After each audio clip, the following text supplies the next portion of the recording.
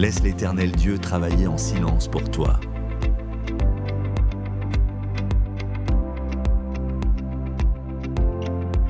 Un matin paisible, dans une petite salle de prière, au cœur d'un quartier tranquille, la lumière du soleil traverse les vitraux, dessinant des couleurs sur le sol. Sarah, troublée par une succession d'épreuves, est venue chercher un moment de calme.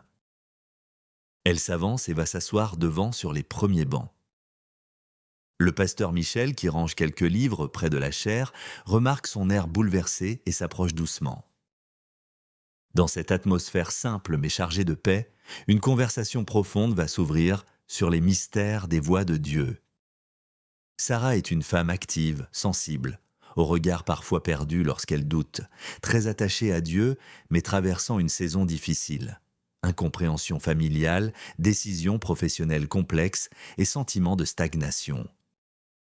Et pasteur Michel, un homme posé, sage, à la voix calme, connu dans l'Église pour sa profondeur spirituelle et ses paroles réconfortantes qui ramènent les cœurs à la confiance en Dieu. Pasteur Michel, s'arrêtant auprès de Sarah, dit « Sarah, tu sembles porter un lourd fardeau ce matin. Que se passe-t-il » Sarah, les yeux humides, répond « Pasteur, j'essaie de toujours faire confiance à Dieu, mais tout s'écroule autour de moi. Rien ne marche comme prévu. J'ai même ce sentiment que je suis attaquée de toutes parts. » Pasteur Michel s'assied à côté d'elle, ouvre doucement sa Bible et lit d'une voix ferme et paisible. « Écoute, Sarah, car mes pensées ne sont pas vos pensées, et vos voix ne sont pas mes voix, dit l'Éternel dans Ésaïe 55, verset 8. Sarah, toutes les difficultés ne viennent pas de l'ennemi. Certaines sont des étapes nécessaires du plan de Dieu pour t'amener vers ta destinée. Il y a des saisons douloureuses qui ne sont pas des pièges du malin, mais des passages sacrés façonnés par la main de Dieu. Regarde l'histoire d'Israël. Dieu avait promis à Abraham de donner Canaan à sa descendance. Pourtant, avant la promesse, il y a eu l'Égypte. 400 ans d'esclavage. Rien de cela n'était un accident. Sarah, surprise, questionne le pasteur. « Alors, les détours peuvent faire partie du plan ?»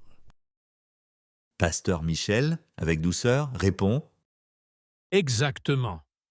Quand Dieu a voulu envoyer Jacob et sa famille en Égypte, il a permis une grande famine, nous dit la parole, dans le livre des Psaumes, le chapitre 105 au verset 16. Ce n'était pas un malheur, c'était un moyen. Et Joseph, vendu, trahi, emprisonné. Pourtant Dieu en faisait l'instrument du salut de toute sa famille. Ce que ses frères voyaient comme une trahison était en réalité une pièce essentielle du plan divin. Ce récit nous montre une vérité essentielle. Tout désert n'est pas une attaque.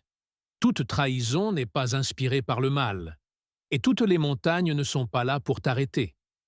Dieu se sert parfois des blocages, des échecs, des sécheresses pour accomplir ses desseins en nous. Sarah, cette fois avec soulagement, questionne à nouveau. Alors, je dois arrêter d'accuser et apprendre à discerner. Pasteur Michel, souriant, lui répond. Oui, Sarah, ne t'empresse pas d'accuser. Prie pour discerner. Et surtout, laisse la volonté parfaite de Dieu s'accomplir dans ta vie. Sarah se lève et marche vers la fenêtre. Le soleil éclaire son visage d'une douce lumière. Elle ferme les yeux, pose une main sur son cœur et murmure « Seigneur, que ta volonté s'accomplisse, même lorsque je ne comprends pas. Je choisis de croire. » Arrêtée près des fenêtres, Sarah comprend qu'il y a dans nos vies des saisons que nous interprétons comme des blocages, alors qu'elles sont en réalité des ponts vers la promesse.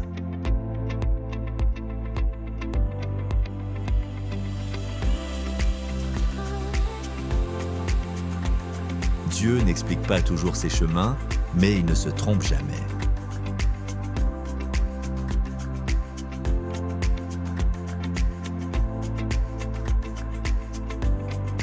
Lorsque tout semble fermé, il est en train d'ouvrir une porte que nous ne voyons pas encore.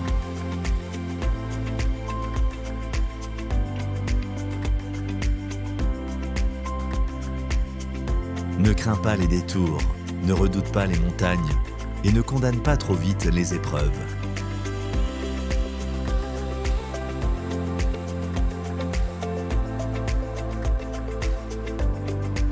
Ce que tu vis aujourd'hui peut être l'étape exacte par laquelle Dieu choisit de te faire entrer dans ta destinée. Lève les yeux, Dieu travaille en silence.